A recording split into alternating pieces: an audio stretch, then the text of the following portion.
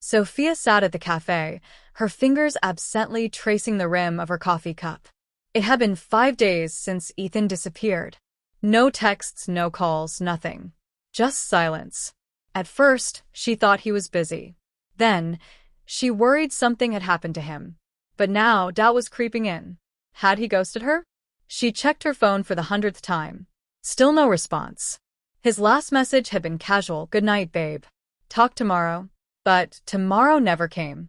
Desperate for answers, she reopened their last conversation. She hesitated, then typed, "Ethan, what's going on? Are you okay?" The message showed delivered but not read. Something wasn't right. That night, sleep was impossible. Ethan wasn't the kind of guy to just disappear. He always made time for her, even when he was overwhelmed with work. Her mind raced through possibilities. Was he hurt? Was he in trouble? Or was she just another girl he had gotten bored of? Unable to shake the feeling that something was off, she decided to do some digging. She started with social media.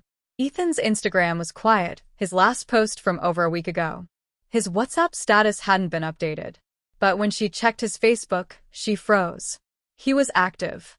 Her heart pounded as she saw a new like on a friend's post, something he had done just an hour ago. He was online. He was ignoring her. Frustration turned to determination. She needed answers.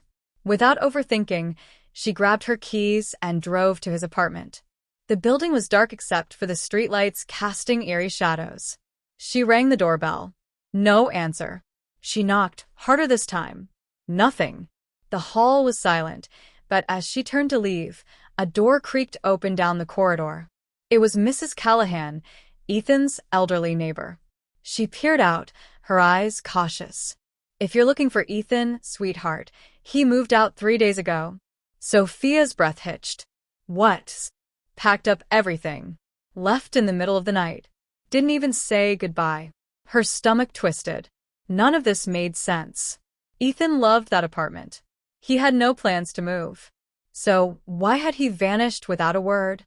She thanked Mrs. Callahan and walked back to her car, mind spinning. She needed to think. She needed to find out the truth. The next day, she called Ethan's best friend, Jordan. If anyone knew what was going on, it was him. "Hey, Jordan. Have you heard from Ethan?" A pause. No. Why? "He's been missing for 5 days. His phone's on, but he won't answer me. And Mrs. Callahan said he moved out 3 days ago. Did he tell you anything?" Jordan hesitated. I don't know, sophomore. Maybe he just needed space." Her grip on the phone tightened. "Jordan, don't lie to me. If you know something, tell me." A heavy sigh. "Look, he asked me to cover for him. I promised I wouldn't say anything, but shit. You deserve to know." "Know what?" "Ethan didn't move out. He's staying at a hotel. He said he needed to get away. He told me not to tell you." Sophia felt the betrayal like a punch to the gut. "Which hotel?" Jordan was silent. Then, in a quiet voice, he gave her the name. It was across town.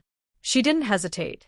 The hotel lobby was dimly lit, the air thick with the scent of old carpets and stale coffee. The receptionist barely looked up as she approached. "Hi, I'm looking for a guest. Ethan Carter. Can you tell me if he's staying here?" "I'm sorry, but we can't give out that information." Sophia's mind raced. If Ethan was here, she needed to see him. She turned to the elevator, quickly pressing the button. As the doors opened, her heart pounded. She didn't know what she was about to walk into, but she had to face it. She reached the 4th floor, scanning the room numbers until she found his. Room 412. She raised a fist to knock but hesitated. What if he didn't want to see her? What if he was with someone else? Swallowing hard, she knocked. Silence. She knocked again, louder this time. A shuffle. Then, the door cracked open just enough for Ethan's face to appear. His eyes widened in shock. "Sophia?" Her chest tightened at the sight of him. "Ethan, what the hell is going on?" He glanced over his shoulder, then stepped into the hallway, closing the door behind him. "You shouldn't be here. You disappeared. You blocked me out of your life. You moved out without a word.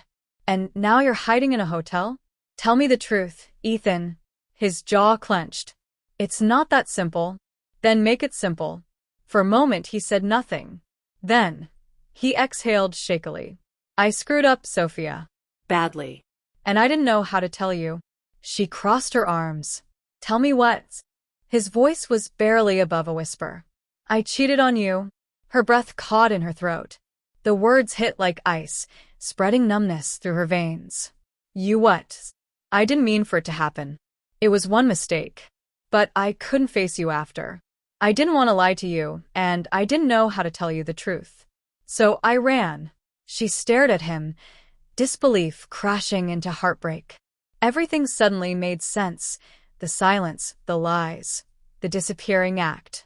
She wanted to scream, to cry, to demand why. But instead, she just nodded, stepping back. You're a coward, Ethan. He swallowed hard, pain flickering in his eyes. I know. She turned, walking away, without looking back. This time, she was the one disappearing.